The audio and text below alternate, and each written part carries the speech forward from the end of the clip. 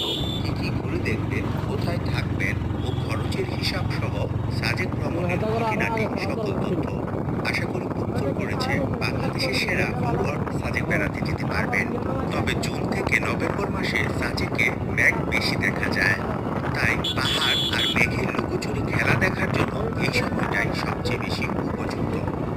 আপনাকে প্রথমে খাগড়াছড়ি আসতে হবে।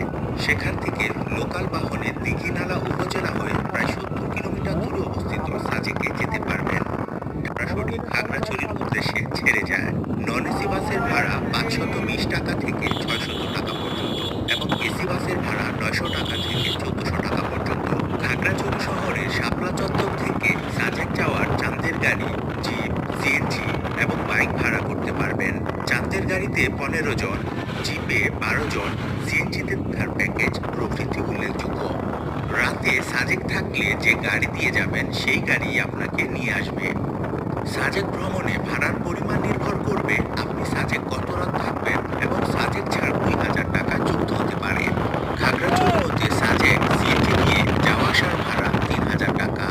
এক রাত থাকলে ভাড়া লাগবে 3900 টাকা। গাড়ি ভাড়ায় সমিতি কর্তৃক নির্দিষ্ট করে দেয়া আছে, তবে ছুটির দিন ছাড়া সাজেক বেড়াতে গেলে দরদাম করে ভাড়ার পরিমাণ কিছুটা কমাতে পারবেন।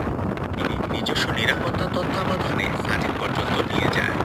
প্রতিদিন দীঘিনালা আর্মি ক্যাম্প থেকে সাধারণত সকাল 10টা এবং দুপুর 2টা 30 মিনিটে সাজেক যাওয়ার ব্যবস্থা থাকে। কোনো কারণে সকালের এসকর্ট মিস হয়ে গেলে আপনাকে দেখার জন্য কংলাক পাহাড় সবচেয়ে আদর্শ জায়গা। সাজেকের শেষ গ্রাম কংলাক পাড়া লুসাই জনগোষ্ঠী অধ্যুষিত একটি এলাকা। পাহাড়ের চূড়ায় ওঠার জন্য কিছুটা পথ আপনাকে ট্রেকিং করে উঠতে হবে, তাই বেশ গোছানো একটি জায়গা। নান্দনিক পাথরের ব্যবহারে এখানে আছে বসার বেঞ্চ, সেতু এবং উন্মুক্ত প্রাকৃতিক এলাকা। বা তার পরপরই সাজেক ভ্রমণে গেলে স্থানীয় কাউকে গাইড হিসেবে সাথে নিয়ে ঘন্টা দুয়েক ট্রেকিং করে কমলক ঝর্ণা দেখে আসতে পারেন।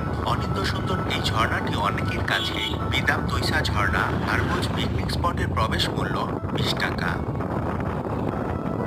এছাড়া খাগড়াছড়ি থেকে দীঘিনালা হয়ে সাজেক যাওয়ার পথে হাতে সময় থাকলে হাজাছড়া ঝর্ণা, মধ্যে মন্টানা, বেদা টিকটিক, সাজেক চিলিকোঠা রেস্টুরেন্ট, জিম্বাল রেস্টুরেন্ট, মেঘসজ্জা বিশেষভাবে উল্লেখযোগ্য। এছাড়া আপনি যে রিসোর্টে থাকবেন তার ম্যানেজারের সাথে কথা বলেও খাবারের ব্যবস্থা। সকালে খাগড়াছড়ি আসলে দিনের বাকি সময়টুকু খাগড়াছড়ির অন্যান্য জনপ্রিয় দর্শনীয় স্থান ঘুরে দেখতে পারবেন। যদি বাসার গাড়ি ভাড়া কমে যাবে, ভ্রমণে গেলে রিসোর্ট ভাড়াও কম লাগবে।